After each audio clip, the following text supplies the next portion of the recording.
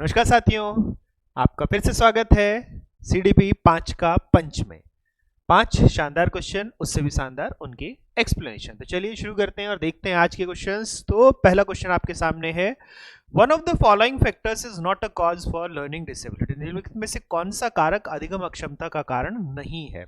तो हमसे यहां पर कारण नहीं है पूछा गया है, यहां पर नॉट अ कॉज पूछा गया है। अब अगर हम देखें तो हमें क्या देखने को मिलता है? बिहेवियरल डिस्टर्बेंसेस, व्यवहारिक विज हमारे पास है। तो अगर बिहेवियरल हमें डिस्टर्बेंसेस देखने को मिलेंगी तो ये हमें देखने को मिलता है कि इसके कारण हमें लर्निंग डिसेबिलिटी हो सकती है। अगर बिहेवियरल डिफरेंसेस हैं तो हमें लर्निंग डिसेबिलिटी होते हुए दिखेगी। इमोशनल डिस्टर्बेंसेस, भावनात्मक रूप से हमें अगर विज देखने को मिल रहा है, भिन्नताएं देखने को मिलती है, बाधा देखने को मिलती है, तो ये भी हमें देखने को मिलता है।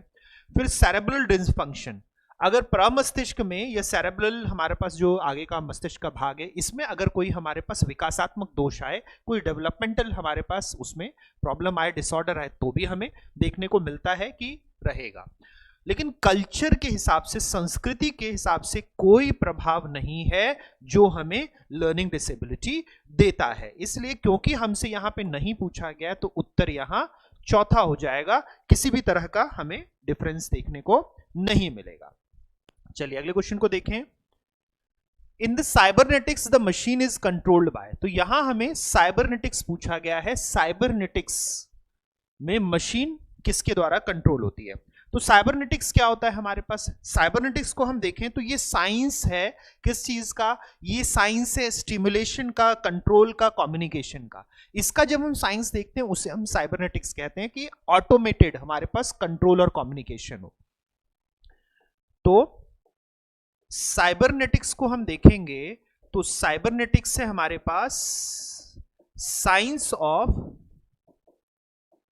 कंट्रोल एंड कम्युनिकेशन, इसे हम साइबरनेटिक्स कहते हैं कि हमारे पास नियंत्रण और संप्रेषण के विज्ञान को,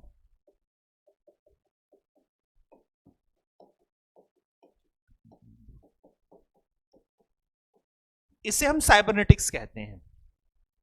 तो साइबरनेटिक्स हमारे पास हमें संप्रेषण चक्र देता है और इस संप्रेषण चक्र में हम क्या देखेंगे? रेगुलेशंस देखेंगे, इसमें हम फीडबैक सिस्टम्स देखेंगे, विनिमय देखेंगे, प्रतिक्रिया प्रणाली देखेंगे। इसमें हम देखेंगे कि सेंडर होता है हमारे पास, प्रेषक होता है।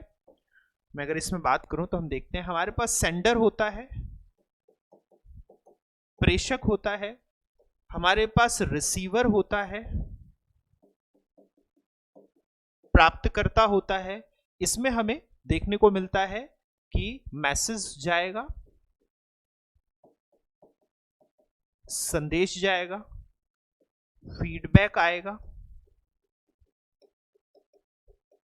प्रतिपुष्टि आएगी। इसमें हमें क्या देखने को मिलेगा? रेगुलेशंस देखने को मिलेंगे, नियामकता देखने को मिलेगी। इसमें हमें देखने को मिलेगा कि हमारे पास मीडिया होना चाहिए, कोई माध्यम होना चाहिए। तो इसे, इस पूरे के पूरे साइंस को हम क्या कहते हैं? इस साइंस को हम साइबरनेटिक्स कहते हैं। इसी को हम सूचना विज्ञान कहते हैं, साइबरनेटिक्स, या फिर हम सूचना विज्ञान कहें। तो यहां पे रेगुलेशंस होनी चाहिए हमारे पास और साथ ही साथ फीडबैक सिस्टम्स होने चाहिए, तब हम जाके पूरे के पूरे कंट्रोल और कम्युनिकेशन को देख पाते हैं। तो ये चाहे मशीन के माध्यम से हो या फिर हमारे पास हम कॉमन इंडिविजुअल्स के माध्यम से देखें, एनिमल्स के माध्यम से देखें, जहां पर हम कंट्रोल और कम्युनिकेशन को देखेंगे उसे हम साइबरनेटिक्स कहेंगे। तो उत्तर इसमें चौथा हमें देखने को मिल रहा है। चलिए नेक्स्ट को देखें। Using of audio visual aids and physical activities in teaching will.